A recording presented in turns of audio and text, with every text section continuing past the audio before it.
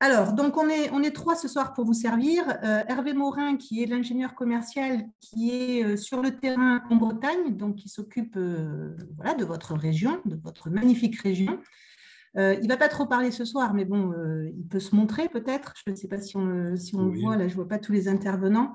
Hervé, tu veux juste nous dire un mot, juste pour tout, saluer tout le monde? tout à fait. Je ne sais pas si vous me voyez. Bonjour à tous. Effectivement, moi, je suis l'interlocuteur et responsable commercial sur la région Bretagne.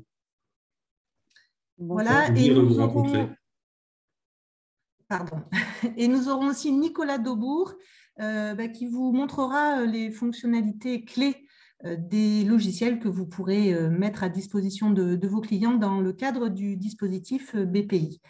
Voilà, donc sans tarder, je passe à la suite. Alors, un petit mot quand même pour vous resituer EBP, parce que la plupart d'entre vous, j'espère, nous connaissent, mais c'est quand même important de vous rappeler quelques éléments fondamentaux de cette société, qui est une société créée par René Santis en 1984, qui est toujours à la tête de sa société, donc société 100% familiale, 100% française, avec 600 collaborateurs aujourd'hui. Nous terminons 2021 à 55 millions d'euros de chiffre d'affaires, donc avec une croissance de ce chiffre de 11% et une rentabilité encore au rendez-vous cette année.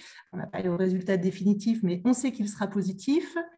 Nous adressons 560 000 clients, dont la plupart sont des clients des experts comptables, bien sûr. Et pour ce faire, nous avons deux grands modes de commercialisation, donc soit par un service direct qui s'occupe de vos clients en direct au téléphone chez EBP ou via notre site internet.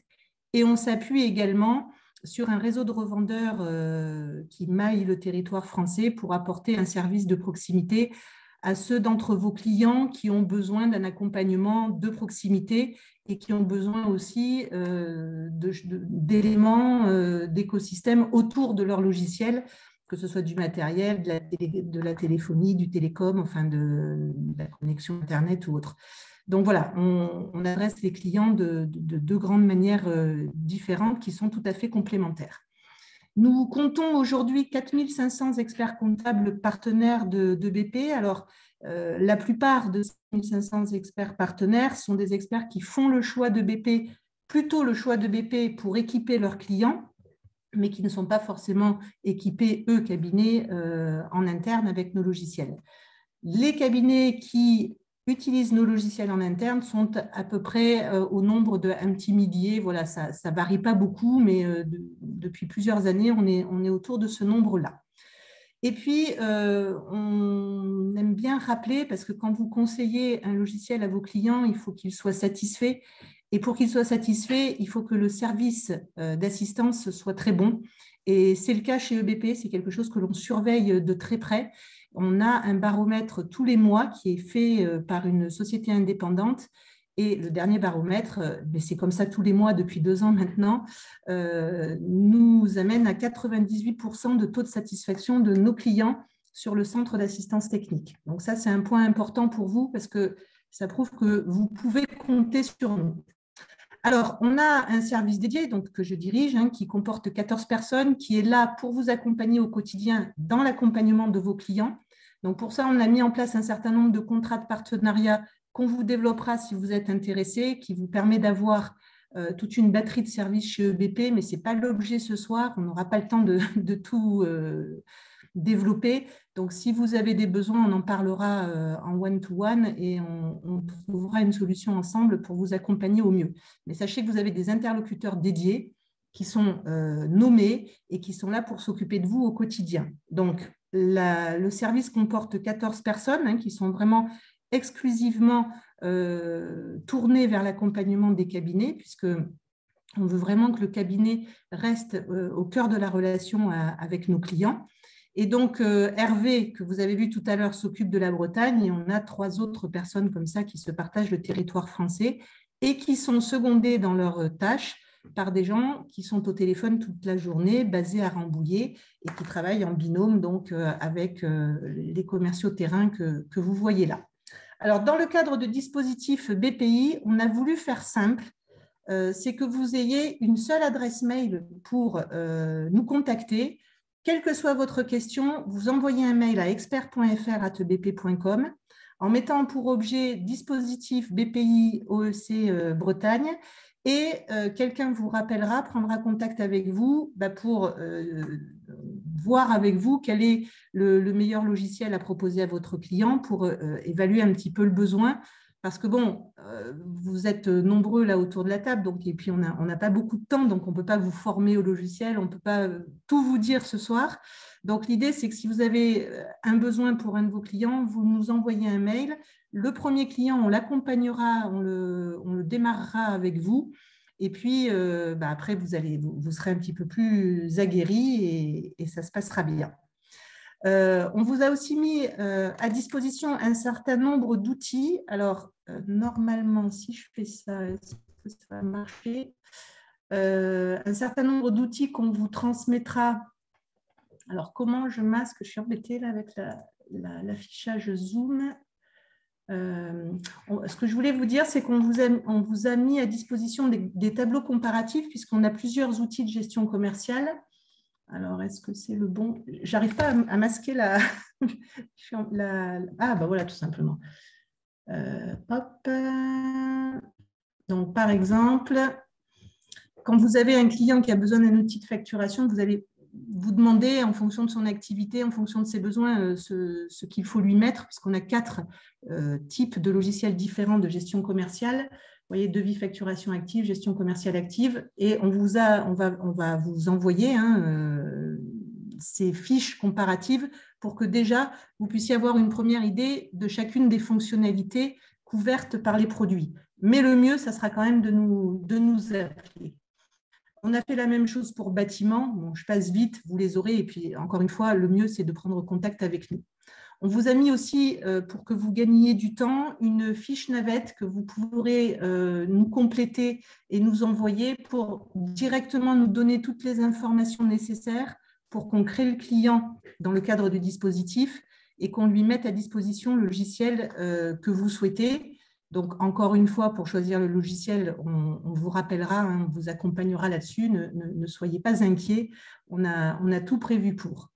Voilà, donc tout ça pour vous dire que dans le cadre du dispositif, on a prévu que vous puissiez faire tester le logiciel à vos clients pendant soit en desk, c'est-à-dire soit on-premise, soit en ligne avec nos offres SaaS. Et donc, le process est un peu différent selon que vous ayez besoin d'un logiciel en desk ou en ligne, mais on vous expliquera tout ça aussi. Et la période de test, on a décidé de la mettre sur un minimum de 15 jours et on pourra la proroger jusqu'à 45 jours si vous en ressentez le besoin. Voilà, donc il n'y aura pas de facturation du tout, bien sûr, sur la période de test. Ensuite, en ressources, vous aurez accès, et ça c'est ouvert à tout le monde aussi, à notre centre d'aide. Donc le centre d'aide, c'est notre outil de helpdesk qui est ouvert à tout le monde, qui permet d'avoir un certain nombre d'informations. Alors d'abord, l'actualité du moment. Ben là, on voit que le portail Chorus Pro sera en maintenance les 12, 18, 19, 20 février. Et puis, vous avez aussi une aide sur chacun des produits, sur chacune des gammes de produits, donc notamment la gamme gestion commerciale. Donc, ce centre d'aide est ouvert à tous. Vous pouvez rechercher certains articles avec des mots-clés et c'est ouvert que votre client ait l'assistance chez EBP ou pas. Après, s'il veut poser une question au service d'assistance, bien sûr, il faut que là, il soit sous contrat et il créera un ticket par ce biais-là.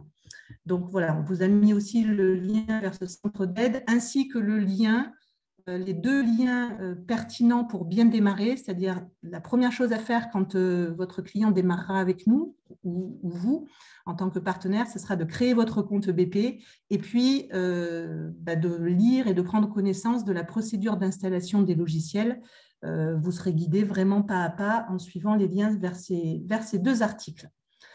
On vous a aussi mis à disposition un document qui vous permettra de bien paramétrer les comptes d'entrée de jeu dans la gestion commerciale que vous retiendrez pour votre client. Donc, c'est une procédure pratico-pratique avec les impressions écran. Et l'idée, c'est que vous ayez tout à disposition pour bien démarrer le logiciel de facturation de votre client pour que derrière, vous récupériez une information pertinente dans vos outils de production. Donc, affaire à accompagner vos clients vers la mise en place de la facture électronique par le biais de l'utilisation d'un logiciel, autant que ça vous serve derrière. Voilà. Alors, les outils de facturation de BP, c'est très moche là ce que je suis en train de vous montrer. Les outils de facturation EBP et la facture électronique, depuis, alors comme on vous l'a dit tout à l'heure lors de l'intervention de Je Facture et comme l'a dit Monsieur Bourdin, je crois, dès le départ, nous avons fait le choix de nous interfacer avec les personnes qui nécessitaient de la facture électronique. Donc d'abord avec Chorus Pro pour l'envoi pour tous les artisans qui travaillent avec l'administration publique, pas que les artisans d'ailleurs. Et puis, depuis 2018 et maintenant, depuis 2018, même un petit peu, oui, c'est ça, 2018, on est interfacé avec jefacture.com. Donc, effectivement, toutes les factures que vos clients font dans leurs outils de facturation partent directement soit vers Je Facture, soit vers Chorus Pro en fonction des besoins. Donc, ça, c'est pour les factures de vente. Et pour les factures d'achat, on a fait le choix de travailler en partenariat avec Dext, qui a dû vous en parler aussi tout à l'heure et qui permet de récupérer dans la compta EBP la facture d'achat et la ligne d'écriture associée. Voilà, donc je vais laisser la parole à Nicolas qui va vous présenter rapidement les quelques fonctionnalités clés de nos outils de facturation. Donc, il ne vous montrera pas tout, mais il va vous montrer l'essentiel. À toi, Nico. Vous avez fait du covoiturage quand même pour vous rendre à La Réunion. C'est ça. On est chacun chez nous. Mais oui, on a. Voilà, donc on se répartit les tâches. Donc bonsoir à tous. Merci pour le temps que vous allez nous accorder. Comme le disait Catherine, je vais faire un rapide petit scénario dans la gestion commerciale pour montrer en gros de manière simple l'utilisation du logiciel de gestion jusqu'au transfert en compta, voire même jusqu'au transfert vers Chorus ou Je Facture. Ça, je vous le montrerai. Et je terminerai rapidement sur ce que donnerait le transfert de Dext vers la compta. Donc, à l'ouverture du logiciel, l'utilisateur verra cet écran. C'est quelque chose pour l'instant qui est figé, mais on est en réflexion pour pouvoir le personnaliser. Je ne vais peut-être pas partager mon écran. Donc, je viens de réaliser que je n'ai pas partagé mon écran. Ça ne va pas aider. Alors, c'est là. Non, je n'ai pas pris le bon icône. Excusez-moi. Je vais mettre plein écran. Voilà, plus, partager. On va prendre celui-là et on va faire partager. Voilà. Ça devrait être mieux. Tout le monde voit bien mon écran? Normalement, oui. Je voulais un doute. Oui, c'est bon. C'est bien l'écran avec le logiciel, on est d'accord? Oui, oui. Ouais, c'est bon. Oui. Pareil, je ne maîtrise pas trop Zoom, je suis plus avec Meet ou avec Team, mais bon, ça, on y arrive. Allez, donc à l'ouverture, on a cet écran-là. Pour rédiger un devis, j'ai juste à venir directement ici sur devis client et là, je vais avoir une fenêtre qui va s'ouvrir. Le fonctionnement du logiciel, c'est sur du multi-fenêtrage. Donc, je pourrais avoir plusieurs devis ouverts, faire glisser de l'un à l'autre. Ça éviterait la ressaisie s'il y avait des similitudes. On va marcher aussi beaucoup avec de la recherche multicritère. Donc là, si je devais rechercher mon client, j'ai une liste. Je n'ai pas retenu le nom de mon client, mais je sais que son téléphone se termine par 74. Bon, je vais mettre .74 et automatiquement, il filtre avec tout ce qui contient 74. Je vais prendre le client Ludo Club. En termes de rédaction, ça va être assez simple aussi. On est assez proche d'un tableur et ça peut fonctionner comme un tableur avec la saisie de non référencés. Donc, plutôt que d'aller sélectionner un article comme je fais là, l'utilisateur pourra également, alors là, c'est un article lié, c'est pour ça que j'ai tout ça, mais il pourra également dire, moi, je vais vendre exceptionnellement, je suis un magasin de jouets, mais je vais vendre une chaudière. Donc, je vais faire une chaudière, je vais mettre la quantité de 1, je vais mettre une unité, on va dire, unité, c'est une chaudière. Avec le prix d'achat, par exemple, je vais l'acheter 180 €, puis je vais la vendre 216 €, on va laisser la marge standard. Et aussi, chose intéressante, c'est on va pouvoir également impacter la TVA à la ligne. Alors, souvent, on rencontre plus ça dans le monde du bâtiment, où vous allez avoir de la construction qui va être à 20 et la rénovation qui va être à 10. Donc, l'utilisateur pourra à tout moment dire, bon, cette ligne-là fait partie de la rénovation, je vais mettre ma TVA à 10 directement. Et le logiciel, automatiquement, saura reprendre les bonnes parts de TVA. Si c'est de la prestation et que je suis en TVA sur encaissement, le logiciel saura, parce qu'on aura précisé effectivement qu'on a souscrit à la TVA sur encaissement. Donc là, j'ai fait un petit rédactionnel très simple, vous avez pu le voir, soit avec une bibliothèque, soit sans bibliothèque, et je pourrais même par la suite générer l'article pour l'intégrer dans ma bibliothèque si je compte le vendre. Je vais faire rapidement, je vais enregistrer mon devis. Je vais à la limite, faire un petit aperçu du document qui pourra être produit. Et après, ce que je vais faire, ce devis, je vais le transférer en facture. Comme ça va nous permettre de voir ce qu'il en est. Donc là, c'est une présentation possible que l'on peut faire parmi une sélection de documents, de modèles, avec possibilité, bien évidemment, d'avoir des documents personnalisés à l'effigie du client. J'ai envoyé mon devis par mail grâce à cette icône à mon client. Il l'a accepté. Je vais transformer mon devis. Et là, pour le coup, je vais directement sauter les étapes et aller en facture. Mais dans ma gestion commerciale pro ou même gestion commerciale, on retrouve tout un scénario complet avec possibilité de faire de la livraison globale ou partielle. Je fais lancer, ma facture est générée. Si j'avais demandé, je ne l'ai pas fait, j'aurais pu avoir même également, en passant par les étapes commandes, etc., j'aurais pu avoir la génération de ma facture d'acompte. Je viens d'avoir là le message qu'on a eu, c'était une alerte sur la rupture du stock. J'ai autorisé pour mon logiciel à avoir les stocks négatifs parce que je ne gère pas avec le logiciel la gestion du stock pour tous les articles, pour certains. J'arrive ici dans la facture. Si je devais imprimer ma facture, il y aurait marqué en cours de rédaction. Et donc là, ça n'a pas forcément d'intérêt de l'imprimer. Ce que je vais faire, c'est que je vais la valider. Vous allez voir ici, il y aura marqué autre chose qu'en cours de rédaction quand je vais la valider. Le fait de valider la facture, comme son nom l'indique, verrouille totalement la facture. Ça va me permettre de l'envoyer à mon client, soit par mail, de manière traditionnelle, soit via le menu plus d'actions. Alors non, c'est pas là, pardon. Il faut que je sorte de ma facture. Je voulais juste vous montrer que, au passage, elle est déjà transférée en comptabilité. Et pour l'envoyer à mon client, on l'a vu, donc soit par mail, soit en allant dans l'univers des ventes. Je vais retrouver toutes mes factures. Alors, ce que je vais faire pour gagner du temps, c'est que je vais filtrer sur aujourd'hui. Voilà, comme ça, hop, on gagne du temps. Je ne retrouve que les factures d'aujourd'hui. Et par ce biais-là, je vais pouvoir faire soit l'export vers FactureX, alors même plus ici. Voilà, je vais retrouver l'export vers FactureX, mais je l'avais d'activer tout à l'heure. Je vais vous l'activer en 2 petites secondes. Alors ça, c'est un paramètre qui normalement est fait en amont. Donc, on retrouve Je facture, on retrouve MyUnisoft. Et donc là, ah oui, le service est désactivé. Autant pour moi. Là, je ferme. Voilà, j'enregistre pour l'instant sans notification. On est d'accord que ça ne pourra pas partir, mais je pourrais directement, par ce menu-là, exporter, donc soit faire vers FactureX, soit vers, il faut que je referme et que je réouvre, soit j'aurais eu jefacture.com. Là, je vais vous éviter la fermeture et la réouverture, quoique peut-être qu'en rafraîchissant, ça devrait suffire. Voilà. Juste pour info, il vous reste 2 minutes, Nicolas. Oui, j'avais mis mon petit minuteur à côté.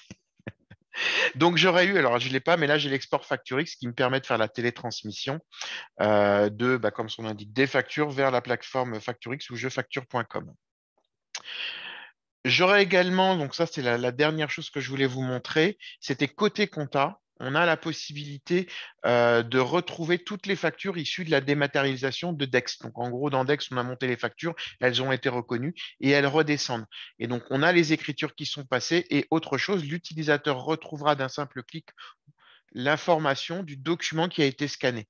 Donc, s'il voulait imprimer la facture, il l'aurait ici et il n'aurait plus qu'au besoin. C'est vrai qu'on imprime de moins en moins, mais on retrouverait le PDF qui a été scanné à l'origine. On retrouve une des factures d'ailleurs qui vient de mon logiciel. Donc ça, c'est le scénario complet qu'on pourrait avoir. Donc, on pourrait avoir une utilisation mixte entre je fais mes facturations de vente via le logiciel de facturation et je récupère tous mes documents d'achat, par exemple, par Dext. Donc, on a vraiment entre guillemets, une boucle complète qui peut être faite dans nos logiciels et c'est une intégration forte via des API, comme le disait Jessica Poussard tout à l'heure. Voilà, j'en ai fini de ma présentation.